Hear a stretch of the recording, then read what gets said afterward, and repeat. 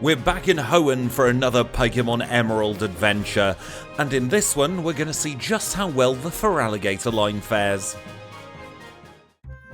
So if you missed the start of the Fire Red challenge and you're wondering where the Fire Starter Pokémon are, I am waiting until I'm much more confident at playing the Generation 3 games before tackling them. Fire in Generation 3 is much like Grass in Generation 2. You definitely need to have some experience under your belt before taking on the challenges if you're going for a timed run. So instead what we're going to do is we're going to focus on the other starters at the moment. We'll throw in some other Pokémon here and there in the mix as well, and then in the new year we can start looking at those Fire Starter Pokémon. And now today's challenge is all about the Totodile line. When we ran it in Crystal, it came very close to getting the top spot. Second place is where Feraligatr finished there, so I think it's safe to say we have a strong line on our hands. As always, we're going to start off at level 5. We've once again got a neutral nature for now. And then for our stats, we've got 21 HP, 13 in attack, 12 in defense, 11 in special defense, and 10 in special attack and speed. Our nature is docile and our ability is torrent. So that's the Totodile we're running with in this particular challenge. It's very similar to the Totodile we started off with in the Fire Red challenge. And as a matter of fact, not only did we finish second in the Crystal challenge with Feraligatr, we finished second in Fire Red as well. Our first world encounter was a very low level Wurmple. It went down in just a couple of hits, and we can take on May now. May's our rival for the first half of this challenge, and it's 2 shots on her Trico to knock it out so we grow to level 8, and we can start heading towards our first gym together. Before we get there, we get ambushed by a Team Aqua Grunt here in the Petalburg Woods, and he's going to lead with a Poochyena. We've got Scratch, and it's looking like it's going to be a 3-shot against this Poochyena. We knock it out, we grow to level 12, and we can make our way onwards and upwards towards Rustboro City, because in Rustboro City, that's where our first gym leader is waiting for us. This is Roxanne. She is, of course, the Rock-type specialist who leads with Geodude. We are in a very good position here because we have Water Gun on the learn set. That makes light work of her 2 Geodude, and we can focus on the Nose Pass. And one thing I've noticed in Generation 3 is where something would look like a 2-shot in Generation 2, quite often it's a 3-shot in Generation 3, and that's exactly what happened against this Nose Pass. I thought Water Gun would be a 2-shot, but it ended up being a 3-shot. Never mind, we won the battle all the same in a time of 8 minutes and 8 seconds. And now I've heard there's an old man who's lost his bird in a cave. Before we get there though, we're going to face Hiker Devon, and Hiker Devon has another Geodude, and it's against Hiker Devon's Geodude that we grow to level 18. Now the Totodile line is one of the latest evolutions for the first stage of the starter, but it will counter that by being the earliest evolution for the second stage. So it's goodbye to Totodile, hello to Croconaw for the next part of the challenge, and we can start saving that bird. So it's another Team Aqua Grunt. It's in fact the same one we saw before, I believe. His Poochyena's grown to level 11, but we're able to 2-shot it this time. It goes down and we save Pico once and for all. And as a reward, Mr. Briny allows us to take his ship overseas, where we are going to find our second gym waiting for us. This is in Dewford City, and it is Brawly's fighting type gym. Now Brawly can be a little bit pesky, so we've definitely got to play this one right. He's going to lead with Machop. We're going to try rage strategies first of all, because I thought it works in Generation 2 in the very early game. Let's see how it works here, and honestly the answer is terribly. We don't get enough attack building up to make it even worth our while, so we end up taking a very early reset, and we'll try again with a different strat. This time we're going to Scratch on turn 1 against the Machop. We'll swap to Water Gun on turn 2 and take a little bit of damage from Karate Chop. He then gets caught in a healing loop on his Machop, and we knock it out in 2 further Water Guns. Here comes Meditite. Now as long as you attack the Meditite, it's absolutely free. And that's because its main gimmick is of course Focus Punch, so as long as we keep attacking it, we have no issues whatsoever. We grow to level 21, we're going to get rid of Leah in place of Bite, and it's a shame that Bite is resisted by fighting type Pokemon, because that would be brilliant for this point in the battle. As it stands, we critical hit the Makuhita, so it didn't even matter, and we get through in a time of 15 minutes and 30 seconds. We start playing Delivery Boy Simulator at this particular juncture, because not only have we had to give a letter to Stephen Stone, he's then given us something to take on our travels as well. So we ask Mr. Briny very nicely if he'll take us to Slateport. He politely obliges, and when we deliver our package to Captain Stern, we get ambushed by Team Aqua again. Now I will say that Team Aqua in this game seems to be just about as laughable as Team Rocket in Generation 2 in the early parts of the challenge.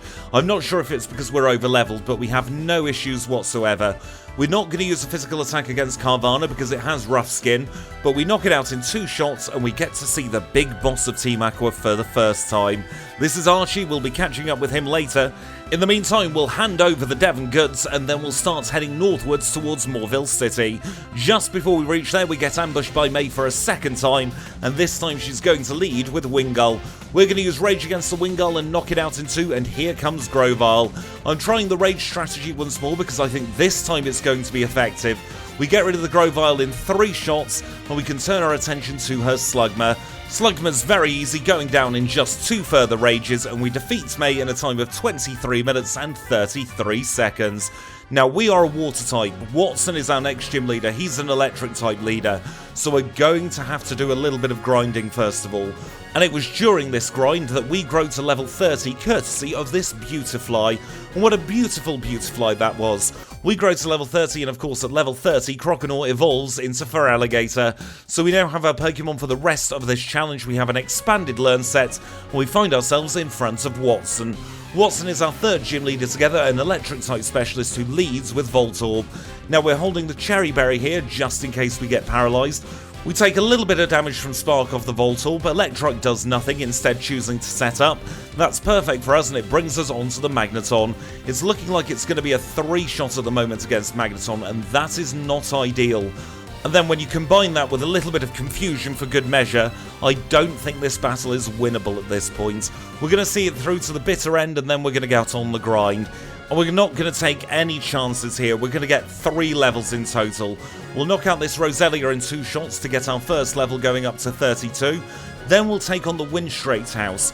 I really like the concept of the Winstraight House. I think having several battles in a row with then a reward at the end of it is a very good concept that they don't make use of enough in Pokemon. And then we'll finish off with a Wild Electrike because we got rid of all the trainers. And now we're at level 34. Let's see if we do any better this time.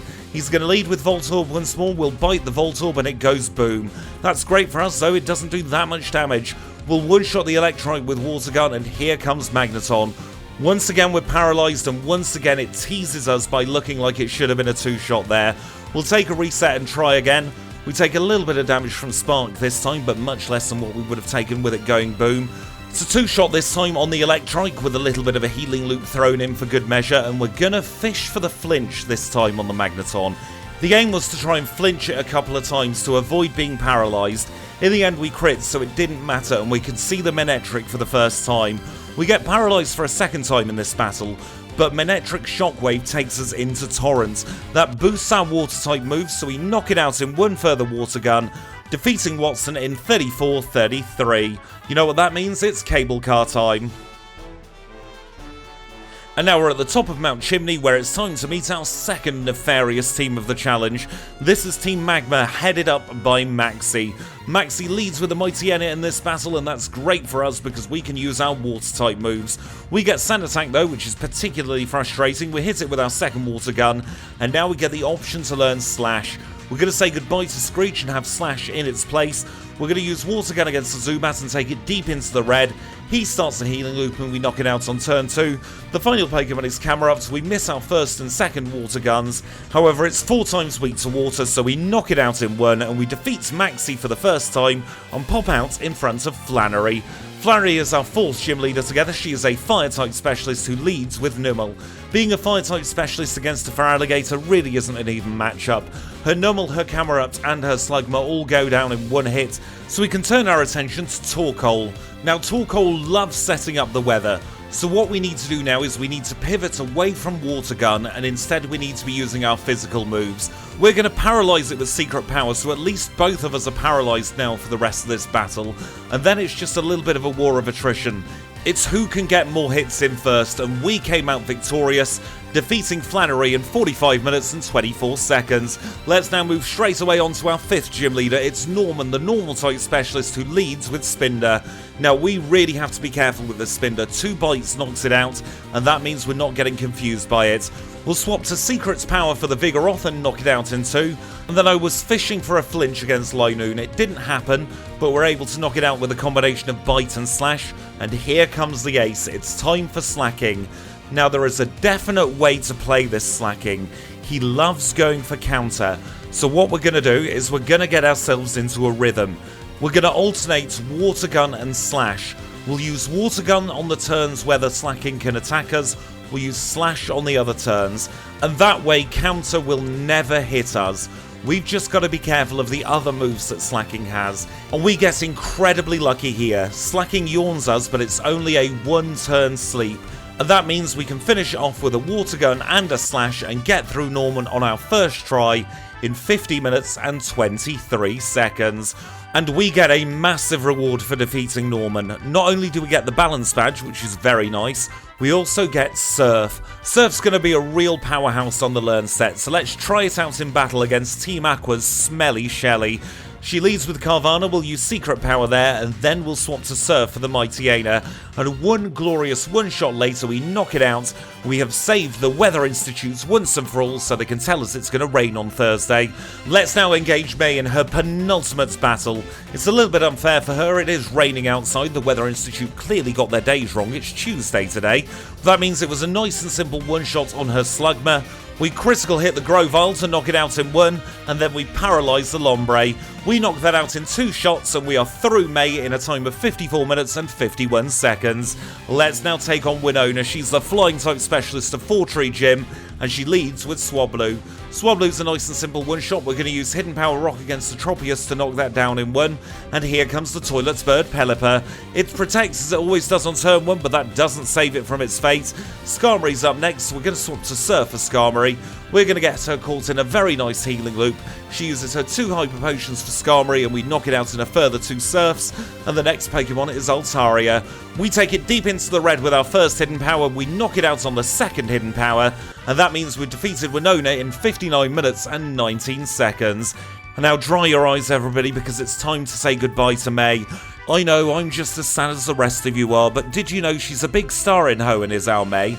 And in fact, we're privileged to have her at all today because she's booked in for the opening of a birthday card in Maidenhead later on. So that means we've got to get through this battle particularly quickly. We don't want her to be late for her appointment after all. Don't worry, May, you've only got 1 Pokemon left to go. It's Pelipper the Toilet Bird. Don't protect, otherwise you're going to make yourself late. Oh no, you protected, May. We got rid of it very quickly with a Hidden Power Rock, though.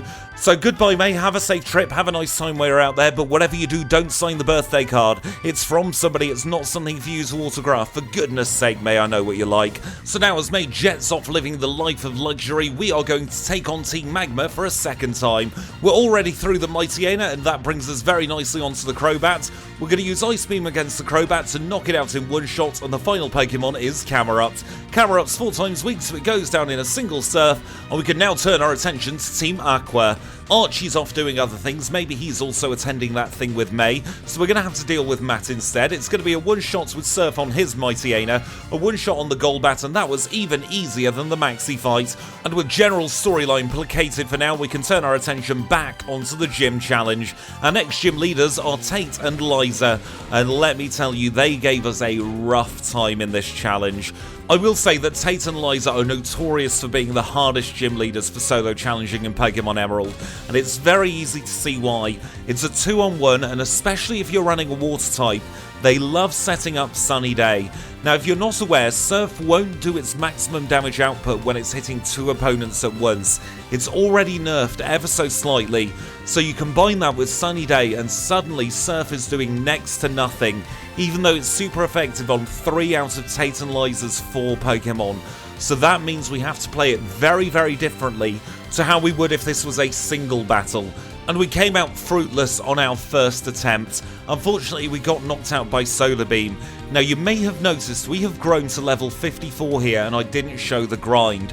That is because I had a huge disaster strike when I was recording this one. Because, and I couldn't ever tell you why, because it's never happened before and it's never happened since, for some reason all the buttons I used to save and load the states stopped working. So we didn't have a save in front of Tate and Liza at level 54. So that meant I could only do this one attempt at that level before then being taken all the way back. Fortunately, I had hard saved in front of these two, so we didn't lose too much progress, but all that grinding time was for nothing. That is unfortunately part of the challenge though, it's the way the cookie crumbles. We took a whiteout and I wasn't able to reload any state. So we are back to level 51, we're going to give it another go, and we're going to see if we get through any easier this time, because quite honestly I did not want to do that grind again. And in case you're wondering, I did then resync the timer. I timed how long it took me to leave Tate and Liza's gym, get those 3 levels, and then try again. And if you're wondering about the timer situation, to make it fair, I timed how long it took me to get those 3 levels, and then when I was sweeping around getting the rare candies, I kept the timer paused for that length of time. So we are going to be slightly out of sync, slightly slower, for the Tate and Liza battle and for the Hoenn battle, but by the time we take on the Pokemon League, we will be back in sync. And that will mean we will have a perfectly valid and legitimate final place on the leaderboard for Feraligatr. Now we're on our 17th overall reset by this point. We get a very lucky critical hit on the Soul Rock, and we'd already disposed of the Xatu. And that means we can use Surf, because the sun is not up. The moon is going to throw a little bit of a spanner in the works, because it did of course use Calm Mind there. But we dispose of the penguins, and now it's 1-on-1. That means Surf is going to be doing its full power once more. They get caught in a healing loop and it's all over for Tate and Liza. They can spam as many hyper potions as they like, and it turns out they've got a hell of a lot of them, but we get through eventually in a time of 1 hour, 34 minutes and 58 seconds. Goodness me, what a tricky and cursed gym that was. I think it was them, you know, that caused a little bit of an issues with the inputs. I think they were working their magic on them. And now it's time for quite possibly the single most annoying battle we ever do in this challenge. I really do not like tag team battles with the AI. There's something about them that is incredibly frustrating. Not only when I'm playing it, but it's an absolute nightmare to commentate over the top of as well. This is of course the battle alongside Steven, where his AI is quite frankly terrible in this battle, but I will be honest with you, the way I was playing in this battle, I might as well have had Steven's AI controlling Feraligatr. I really did not have a good time with it. I was still reeling from the issues at Tate and Liza. But I think in hindsight, what I should have done is I should have taken a long break after the Tate and Liza battle. I just wanted this challenge over and done with at that point though. I was really unhappy with how that Tate and Liza battle went, so I just tried to power through, and maybe it wasn't the right idea. We do eventually dispose of Tabitha and Maxie once and for all, and now let's take on the final battle with Archie. He's going to lead with Mightyena, who intimidates us straight off the bat, but we're going to use our special moves. So Archie gets caught in a healing loop on Mightyena, and a couple of surfs knocks it out. We'll swap to Ice Beam for the Crobat and knock it out in one, and here comes Sharpedo. And if I've learnt one thing about Sharpedo, it's that it's got absolutely no defenses whatsoever. Not too long ago we did a backport of Sharpedo in Pokemon Crystal on stream, and goodness me, it has nothing in the defensive department. We take advantage of that and knock it out in a couple of hits, and now it's time to take on our final gym leader. This is Hoenn, the water-type specialist who leads with Love Disc. Love Disc goes down in one, and we're going to use Return against the Whiscash. We'll swap to Ice Beam to finish it off, and the next Pokemon is Celio. Our next Emerald challenge is actually going to be with Walrein, so we'll be seeing more of that line in about 4 weeks' time, and I'm very happy actually to take a reset there, because it means it's fairly strong if it makes Feraligatr reset. We re-engage Hoenn in battle, we're back through the Whiscash and the Love Disc, and we are on to Celio once more. But this time we're holding a Purr's Cure Berry in case he paralyzes us. He didn't see that one coming, and that means we can knock it out with 2 further Hidden Power Rocks, and we can move ourselves on to Crawdaunt. Crawdaunt's another Water Dark Pokemon we have seen in Generation 2 recently. We knock it out in 2 shots this time though, and we can turn our attention to Kingdra. We critical hit and freeze the Kingdra in 1 turn, but something I've learnt about Generation 3 is freezing is twice as likely to thaw out on every single turn. So we got a turn 1 thaw, and that meant it could start attacking us again. It's going to use the rest strategy, so we've just got to try and brute force this thing. And 3 returns is all we needed to knock it out. We are through one in a time of 1 hour, 46 minutes and 43 seconds. We can start making our way towards Victory Road. Of course, in Victory Road, we're going to get ambushed by our substitute rival. This is Wally. Now, Wally is very kindly filling in for May. Unfortunately, he didn't have May's team to hand, so he's running his own. He led with an Altaria that went down in one shot. He's got a Magneton next, we'll surf on that to knock it out in one. And the third Pokemon is Roselia. Roselia doesn't know how to evolve in this generation, so it was a simple one shot with Ice Beam. We'll surf away the Delcatty, and his final Pokemon is Gardevoir. We'll use a pair of surfs against the Gardevoir to knock it out once and for all. We defeat Wally in a time of 1 hour and 48. A couple of minutes later, and a very long sweep for rare candies later, we find ourselves in the Pokemon League. So we'll heal up whether we need to or not, then we'll buy our 4 full restores, and because I was still a little bit tilted after the Tate and Liza battle, I forgot to deposit the HM friends. So I will take this opportunity to say a big thank you to the HM friends, Marill, Abra, Talo, Nincada and Zigzagoon, and of course a big thank you to Sacrifice as well. And now it's time to take a look at our stats. We are of course level 56, we've got 188 HP, 151 in attack, 139 in defense, 122 in special attack, 120 in special defense, 125 in speed, and our moves are Surf, Return, Hidden Power Rock and Ice Beam. The stats, of course, are the out of battle stats. We'll get a big buff in battle now, as we'll see against Sidney. Sidney is, of course, our first Elite Four member here in the Hoenn League. Sidney is a Dark-type specialist, and he's going to lead with Mighty Aina. Now, Mighty Aina's going to get off and Intimidate on us, so that means we're going to focus on our special attacks. He also gets a debuff with a Sand attack, so we do have that to worry about as well. We eventually two-shot the Mighty Aina, though, and we're on to Cacturn. We miss our first Ice Beam, but Cotton Spore misses, and we knock out the Cacturn in one, so he sends out Shiftry. Shiftry's not quite a one-shot, but he uses extra sensory for no good reason, and we knock it out in two. The penultimate Pokemon is Crawdaunt. We miss our Surf on turn 1, but we connect on turn 2. We take it deep into the yellow, and we knock it out with one further Surf. That just leaves Absol, the disaster Pokemon, left to go. We're going to use Surf to take it deep into the red. He's going to heal with a Citrus Berry to avoid a healing loop. And we are through Sidney on our first try in 1 hour, 55 minutes and 34 seconds. Let's take on Phoebe. She's the Ghost-type specialist of Hoenn, and she leads with Dusclops. Now this is a particularly pesky battle, because I haven't noticed until now that Dusclops has pressure. Normally in later generations a message will pop up saying the Pokemon is exerting its pressure, but that means our PowerPoint management was all over the place in this battle.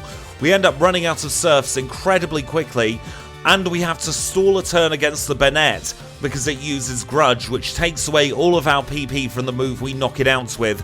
Sablei's a bit of a reprieve in this battle, going down in 2 shots, and now here comes the last Dusclops. If we'd have had any Surf PP remaining, we would have knocked it out. If we'd have used Ice Beam first, for instance, that would have been the win, but instead we just get chipped and chipped and chipped away, and we have to take a reset. This is part of the learning curve of Emerald, though. There is an awful lot more to take into consideration when you're battling in Generation 3 versus when you're battling in Generation 2. The battle engine in Gen 2 is very simple. We don't have to factor in things like abilities and natures, whereas in Generation 3 I've got to keep all that in mind, and it's going to take an awful long time for me to get used to it. We are through the Bayonet once more, and that brings us nicely on to Sableye, and this should have been a very nice and simple 2-shot, but the accuracy debuffs meant we kept missing Surf. We make up for it in the end though with a lucky critical hit, and we are on to that final Dusclops again. We use Surf turn 1, Shadow Ball takes us into Torrent. We use Surf a further 2 times to knock it out. We are through Phoebe in a time of 1 hour, 59 minutes and 11 seconds. Now let's take on Glacia. She is the Ice-type specialist who leads with Celio, and this is always a tricky battle for me. I don't know what it is about Ice-type Elite Four members, but they really do throw a spanner in the works. I reckon Hail's got an awful lot to do with it, but that can't be the be-all and end-all. I can, however, tell you what the issue is in this particular battle with Glacia. It's this level 52 Glalie. It knows Explosion, and my goodness, it knows exactly when to use it. She will waste your time with a healing loop, pelting you down further and further with the hail, and then when you're ready to finish it off, it goes boom, and rinse and repeat several times over. We're going to try it once more at level 58 just to see if that was bad luck, but I can pretty much guarantee it's not going to be bad luck. The speed drops from the first Glalie work in very nicely with the explosion on the second Glalie. It's a very, very clever strategy actually on the part of Generation 3, but my goodness, for a challenge run it really gets on your nerves. But what's very interesting to me is Icy Wind is a move I often avoid in Generation 2. It's not particularly powerful when you're using it, but when the enemy uses it, my goodness, it really does work very well. We ended up getting knocked out by another exploding Glalie, so we're going to use our first 3 rare candies. Up to level 60 when we go, let's see if we do any better this time. We start off with a hail on the Celio, that's going to give us chip damage for the next 5 turns. Glalie number 1 joins the party, and this time we outspeed and knock it out with a critical hit hidden power. That means we're going into the Glalie at full speed. Celio's going to be no issue whatsoever, a critical hit double edge barely tickles us. We knock it out with a hidden power rock, and here comes the boomer again. Let's see if we do any better this time. It uses hail turn 1, we heal up with a citrus berry, we knock it out turn 2, and we get to at least see the wall rain for the first time. We're going to use return on turn 1, Ice Beam barely tickles us at all. We use hidden power on turn 2 to take it deep into the red, and now Torrent is in play. That means we can finish it off with a single surf, and we get through Glacia in a time of 2 hours, 3 minutes and 34 seconds. Our final league member is Drake, the Dragon-type specialist who leads with Shelgon, and this battle is fairly free. He's got a lot of Pokemon that are going to be 4 times weak to Ice Beam. Altaria is the first with the 4 times weakness, so we can knock that out in 1, and then we are on to the Kingdra. It looked like it was going to be a 2-shot, but yet again I got fooled by the Gen 3 HP bar. He sets up a Dragon Dance, but we're just going to keep on using Return. We high roll on our second attempt, and that brings us on to Flygon. Flygon's another 4 times weak to ice, so it goes down in 1. Salamence is exactly the same. We knock it out in 1 shot, and we are through Drake on our first try in 2 hours, 4 minutes and 21 seconds. There's now only one obstacle between us and the Hall of Fame. It's time for Wallace, who still looks a little bit like Drake, unfortunately, in this one, and he's going to lead, of course, with Wailord. It's always tricky taking on a Water-type specialist when you're running a Water-type Pokemon, and this battle is no exception. Wailord is incredibly tanky, so we're going to have to rely on a Rain Dance boosted Surf, but Wallace gets the read and sends out Ludicolo. Ludicolo's speed will be increased courtesy of the rain, and not only that, it quad resists Surf. We knock it out with some Ice Beams though, and we are back onto the Wailord. We finish off the Wailord, and now we are on to Tentacruel. And I forgot something very important about this battle. Tentacruel uses Toxic, and Toxic of course doesn't work like it does in Gen 2. If you get the KO, you're still going to be damaged. We have to take a reset, we'll try again. And as is so often in the Generation 3 challenges, our first attempt is the furthest we get in quite some time. And I really haven't figured out why this happens so often either. We just end up getting walled by a Pokemon that was relatively harmless before. It's happened a few times now in Generation 3, and we get walled this time by Ludicolo. So we're going to use another 3 rare candies at this point, so we're now up to level 65. Return is going to be a comfortable 2-shot on the Wailord now, so we don't really have to worry about that. Ludicolo comes into the play and he uses Double Team. We miss on turn 1 and take great damage from a Giga Drain. We knock it out on turn 2, so we're back onto the Tentacruel. It's looking like it's going to be a 2-shot on the Tentacruel, and we are seeing the Milotic for the first time. Surf takes us into Torrent's range, we use another return to knock it out, and the penultimate Pokemon is Whiscash. We aren't quite strong enough to knock it out even with a Torrent boosted Surf, and we go to use our next rare candies. We're now at level 68, let's see if we can make any better progress this time. It's going to be a 2-shot on the Wailord, but this time he sets up Rain Dance. That means Ludicolo's going to be quick, and it uses Double Team on its first turn. We use Return on turn 1, take the damage from Giga Drain on turn 2, and finish it off on turn 3. Tentacruel's next, and it hits Hydro Pump on its first turn to deal a little bit more damage to us, but we knock it out in 2. Milotic comes out to play, we use Return on turn 1 as it uses Toxic. We were holding the Poison Cure Berry, so we knock it out in 2 shots, and the penultimate Pokemon once again is Whiscash. Whiscash deals a little bit of damage with Earthquake, but we at least get to see the final Gyarados. We're going to use Return on turn 1, which might have been a little bit of a misplay, and then a Hyper Beam knocks us out. We're going to use our final rare candies now. We're all the way up to level 72. We should get through at this level now. This challenge has definitely been filled with a lot of rookie mistakes, but you've got to remember this is still only the 3rd Emerald challenge we've done together on the channel. There is a lot of room for improvement.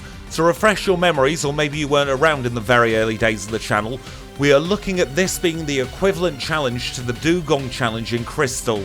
That was a very long time ago, and if you look at the quality then, compared to how I play Pokemon Crystal now, that's the aim for Pokemon Emerald. So it does mean we're going to have a lot of these little mistakes littered in until I'm able to get used to the game. It won't be long until we get a very smooth challenge, and we'll just have to see which Pokemon creates that smooth challenge. We're back onto the Gyarados once more though. We're going to use Hidden Power twice to knock it out, and we have defeated Wallace in a time of 2 hours, 12 minutes and 20 seconds. And that means that Feraligatr's final Hall of Fame time is 2 hours, 12 minutes and 38 seconds. That is of course not the end of the challenge. There is still one more battle left to go. So let's start making our way into Meteor Falls, where we're going to engage Steven in battle. Steven is mostly a steel type specialist. He's going to lead with that pesky Skarmory. Now we are out of rare candies for this battle, so we are doing it all on our own. And already we're not off to a good start. It's looking like it's going to be a 3 shots with Surf against the Skarmory. That gives us great potential to either take a lot of damage or get poisoned. Aggron's next, and Aggron is going to be free because it's weak to Surf. And the third Pokemon is Cradily. Now Cradily is going to be particularly pesky because it's a grass type with Stab, Giga Drain, and it's not got terrible special attack either. So that means it's going to drink our HP and we have to take a reset. And it's back to square when we go against the Skarmory. We're still holding the Poison Cure Berry just in case of Toxic from the Skarmory. We get through it and we know the Aggron is irrelevant. We're only actually battling 5 Pokemon here. We're going to use Ice Beam against the Cradily, and I think our best bet is to try and get the freeze. Unfortunately for us though, Steven is carrying full restores, so the freeze turned out to be meaningless, and then this critical hit gets wiped out by another full restore. It really does show just how much items in battle can do to save a battle. Giga Drain takes us deep into the yellow, but we are able to knock the Cradily out, and we'll see just how bad the rest of his team is. The next Pokemon is the Penguin stapled together, which would have been a 2-shot, but he uses Light Screen. That means that we really cannot do anything useful to knock this Pokemon out. We high roll twice and we get to see the Metagross, but I think this is going to be a foregone conclusion. Earthquake finishes us off, so we have to take a reset. I decide to go and grab Rain Dance in the abandoned ship, and we're going to get rid of Return because I think Return's a little bit surplus to requirements at this point. And Rain Dance, of course, has the benefit of boosting our Water-type moves, so that means that a lot of these ranges will be comfortable 2-shots instead. We get through the Skarmory with 2 Surfs now, and we can move on to the Aggron. Aggron's going to be free just like it was before. If anything, we're just adding insult to injury against that Pokemon. The rain stops as the Cradily comes out to play. He's going to drink a lot of our HP using Ice Beam, but I really think this is the only big threat of the battle. We knock it out in 3 and the next Pokemon is the Penguins. We start a Rain Dance and he doesn't set up Light Screen. That gives us a chance to critical hit 1-shot it, and we're back onto Metagross in much better shape. We take it into the yellow on turn 1, he takes us into Torrent on turn 2. That means that we do enough damage against the Metagross, the rain is falling, we're in Torrent, our Muldo's a 1-shot, we grow to level 74 and we defeat Steven in 2 hours, 23 minutes and 36 seconds for our third second place finish with Feraligatr. Every leaderboard Feraligatr has been on, it's ended up in second place. And I have to say, a very well deserved second place at that. But with that, we are done. So I really hope you've enjoyed this one. If you have, make sure to leave a like. If you've got any feedback, leave it in the comments down below. Subscribe if you want to see more challenges just like this. And until next time, when it's the big 100 with Suicune in Emerald, I will say thank you all so much for watching, and I'll see you all very, very soon.